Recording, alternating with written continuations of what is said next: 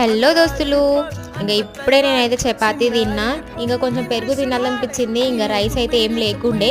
ఇక దాన్ని ఎందుకు తినడం అని చెప్పి తాగుదామని దాని అయితే చిలుకుతున్నా అనమాట. ఇంకా అదైతే ఫస్ట్ టైం యూజ్ చేస్తున్నా కొన్నప్పటి నుంచి.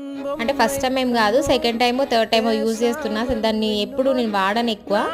ఇంకా దాంట్లో కొంచెం ఉల్లిపాయలు అవి కర్రీలకు కోసినాడు, కొన్నేమో కూరలు వేసినాడు, కొన్నేమో అక్కడనే ఉంచేసిండు.